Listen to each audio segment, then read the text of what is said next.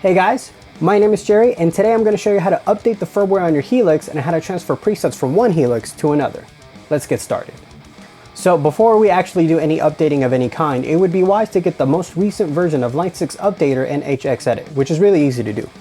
Just head over to line6.com and head over to the downloads page, and under software you'll find HXEdit, and then underneath that you'll find Line 6 Updater. Okay, now that we have everything updated, we're going to go ahead and launch HXEdit so we can make a backup of all of our presets.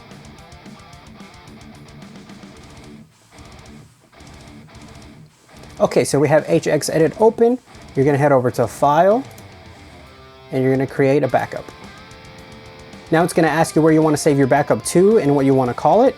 By default, it's going to save it to a folder called Line 6 Tones Helix Backups, and we're just going to go ahead and create that backup. I like the way that's called. What's nice about backing it up this way is that it's going to save all of your global settings, your impulse responses, and all of your presets, which is really nice. We're mainly backing up our settings for two reasons.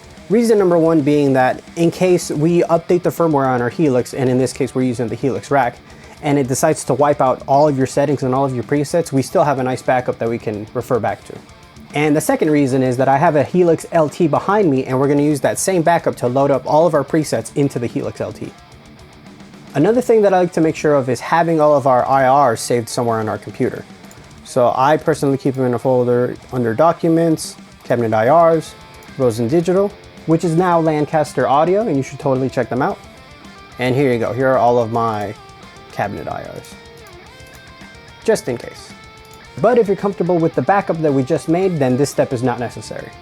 Okay, now that we've created our backup, we're going to go ahead and quit HXEdit, and we're going to launch Line 6 Updater. Go ahead and sign in.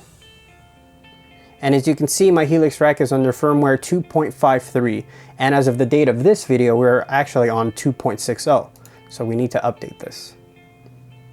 Okay, version 2.60, click update. It's going to tell you all the goodness that comes with the new update. We're going to hit continue, accept. And it's going to warn you about updating your Helix and creating a backup in HXEdit, which we already did, so we're good to go. Hit next, and now the update has started. And as you can see, the screen on my Helix rack just changed. This will take a few minutes, so we'll be right back.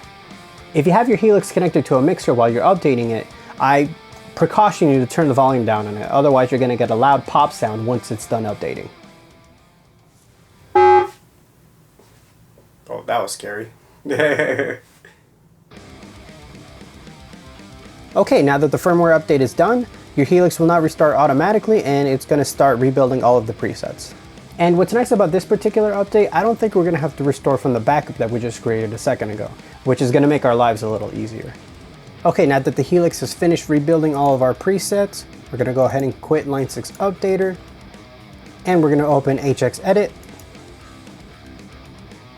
And all of our presets are still here, and we've successfully updated the firmware on our Helix.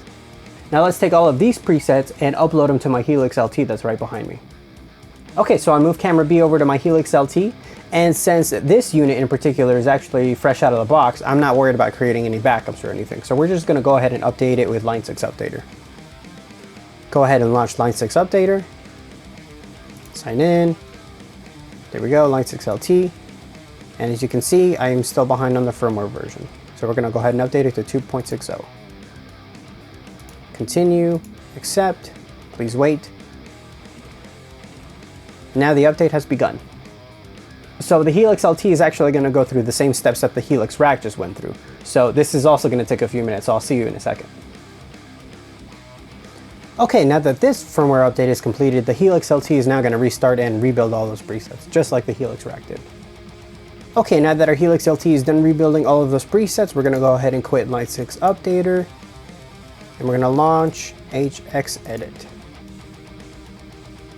Okay, so as I said before, this Helix is fresh out of the box. So if we go to one of our user presets, we will see that everything is blank. So now we're going to go up to File, Restore from Backup, and we're going to restore from this Helix rack backup that we made a little while ago. So we're going to go ahead and hit Restore Backup. Are you sure? Yes, please. And then it'll start restoring from your backup. What's nice about doing it this way is that it actually restores all of your cabinet IRs. Before HX Edit, you actually had to re-import all of your cab IRs from your computer one by one. So this makes it way more convenient. Okay, now that the restore has completed, we're gonna go ahead and go over to our user presets. And as you can see, all of our presets are accounted for.